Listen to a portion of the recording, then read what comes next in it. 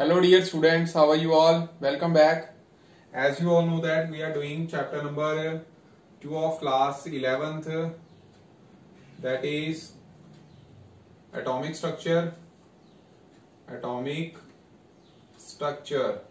So today we are going to discuss about the very important topic of this chapter, that is photoelectric effect. What is this? Photoelectric effect. So बच्चों एक topic ही है, आओ इस बारे गल करते हैं. Dear students, first you should know that the light has a dual nature. Light दी केड़ी nature हुंदी है? Dual nature means it possess the dual character, means it can behave as wave as well as it has particle nature. Okay बच्चों, particle nature. Now wave means कि light wave की तरह travel करती है, जिस विच तुसी इलैक्ट्रोमैग्नेटिक रेडिएशन बारे already पढ़ के आए हो कि इलैक्ट्रोमैग्नेटिक रेडिएशन दियां डिफरेंट टाइप्स भी तुसी पढ़ियां सी ते उस तो बाद इलैक्ट्रोमैग्नेटिक रेडिएशन दे कुछ करैक्टरिस्टिक्स भी पढ़े सी कि दे travel with the speed of light और इन्हां नू किसी भी मीडियम की जरूरत नहीं हुंदी. मैक्सवेल थ्योरी जो कि वेव नेचर ऑफ लाइट ते बेस्ड है ते बच्चे it could not explain the black body radiations and this photoelectric effect. Photoelectric effect किस बेसिस ते आ कि इनू तां ही एक्सप्लेन किया जा सकता कि अगर असी लाइट नू मन्निए कि लाइट दी वेव नेचर भी आ और पार्टिकल नेचर भी आ. और केड़ी नेचर है? Particle nature. ते बच्चों इस तो पहला असी मैक्स प्लैंक दी थ्योरी ओदे बारे पढ़ांगे कि what is Max Planck's theory. ये बेसिकली ये बच्चों 1901 दे विच प्रपोज की गई. तो this theory is named as quantum theory of radiations. इस थ्योरी का नाम की सी? Quantum theory of radiations.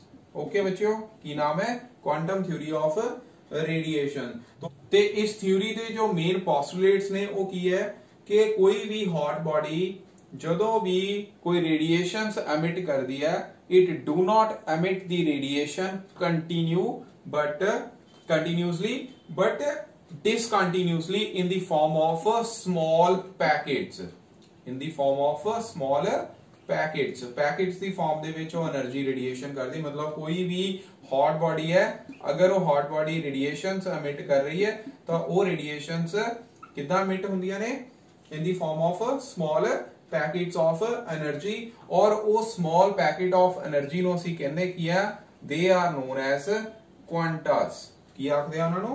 Qantas. मतलब क्वांटा जिहड़ा है वर्ड ये है प्लूरल वर्ड ते सिंगुलर वर्ड असी इनू कहांगे क्वांटम. की आखांगे? क्वांटम. याद रखियो की आखांगे सिंगुलर वर्ड की है? Quantum. And each quantum is associated with a definite amount of energy. ठीक है. And in case of light quantum of energy is termed as, अगर असी लाइट की गल करते हैं तो इन्हां क्वांटम नू ही नाम दिता गया किहदा? फोटोन्स दा. क्योंकि फोटो का मतलब लाइट हुंदा, तो लाइट के केस दे विच इस सिंगल क्वांटम नू नाम दिता गया फोटोन दा. ठीक है.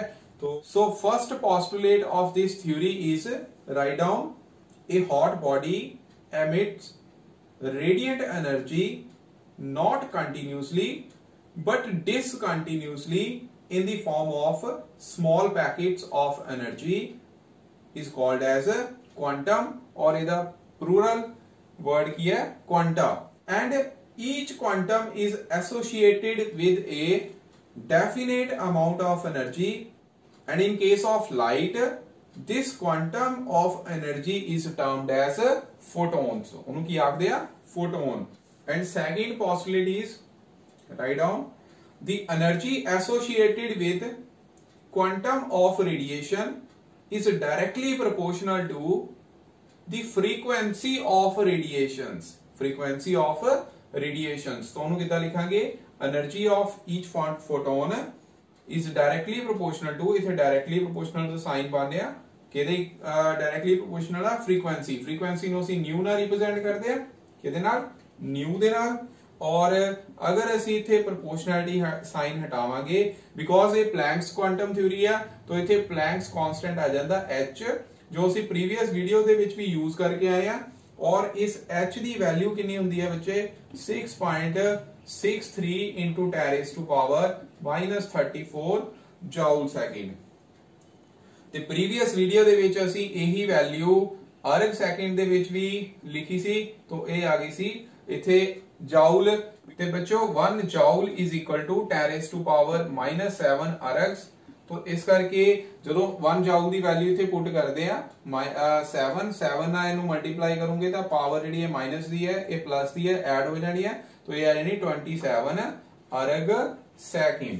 अर्ग सेकंड ये याद रखियो और अगर ਅਸੀਂ जूल सेकंड ਚ ਲਿਖਦੇ ਹਾਂ तो 10 raised to power -34 वैल्यू ਹੁੰਦੀ ਹੈ और सेकंड ਦੀ ਇਕੁਏਸ਼ਨ ਕੀ ਸੀ वेव नेचर ਦੇ ਅਕੋਰਡਿੰਗਲੀ c = लैम्डा * न्यू ਹੁੰਦਾ तो ਇਥੋਂ ਅਸੀਂ न्यू ਦੀ ਵੈਲਿਊ ਕੀ ਕੱਢਾਂਗੇ ਫਿਰ c लैम्डा ਜਦੋਂ ਇਹ ਵੈਲਿਊ ਇੱਥੇ ਪੁੱਟ ਕਰਦੇ ਆ न्यू ਦੀ ਜਗ੍ਹਾ तो ये आ जाना h * c लैम्डा ਇਹ ਫਾਰਮੂਲਾ ਅਸੀਂ ਪ੍ਰੀਵੀਅਸ ਜੋ ਅਸੀਂ ਰੈਡਬਰਗ ਫਾਰਮੂਲਾ ਡਰਾਈਵ ਕੀਤਾ ਸੀ ਉਸ ਵਿੱਚ ਇਹ ਫਾਰਮੂਲਾ ਯੂਜ਼ ਕੀਤਾ ਸੀ ਤੇ ਬੱਚਿਓ ਉਹ ਫਾਰਮੂਲਾ ਕਿੱਥੋਂ ਆਇਆ प्लैंक्स क्वांटम थ्योरी ਤੋਂ ਤੇ ਇਹ ਫਾਰਮੂਲਾ ਬੇਸਿਕਲੀ ਹੈ ਕਿ energy associated with the each photon is directly proportional to the frequency of that photon ਜਾਂ ਫਿਰ ਰੇਡੀਏਸ਼ਨ तो ਜਦੋਂ ਡਾਇਰੈਕਟਲੀ ਪ੍ਰੋਪੋਰਸ਼ਨਲ ਸਾਈਨ ਹਟਾਉਂਦੇ ਆ तो इथे h प्लैंक्स कांस्टेंट आ जाता तो E = hc लैम्डा ओके बच्चों वेयर हुन तुसी समझ गए न्यू की है फ्रीक्वेंसी c की है वेलोसिटी ऑफ लाइट लैम्डा की है वेवलेंथ ऑफ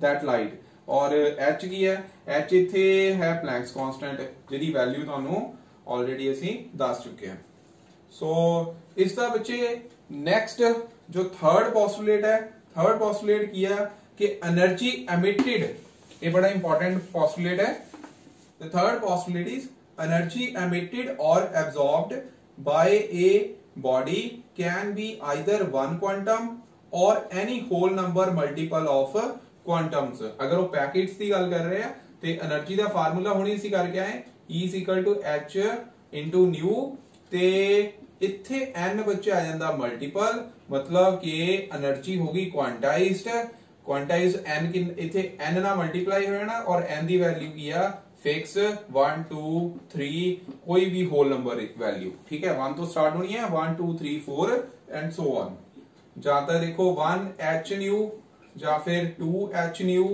इस तरह 3 h न्यू 4 h न्यू इस तरह बच्चों ठीक है सो we can say that energy emitted or absorbed is quantized वो की ਹੁੰਦੀ ਹੈ क्वांटाइज्ड एनर्जी ਹੁੰਦੀ ਹੈ ਠੀਕ ਹੈ ਬੱਚੋ ਤੇ ਇਸ ਤੋਂ ਬਾਅਦ ਫਿਰ ਬੱਚੇ 1905 ਦੇ ਵਿੱਚ ਆਇਨਸਟਾਈਨ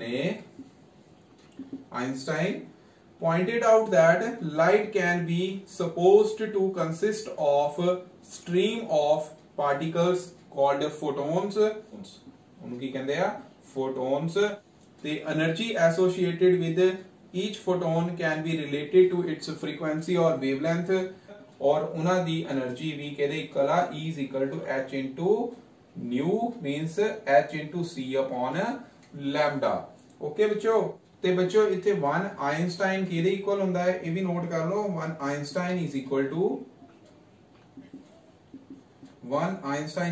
to capital N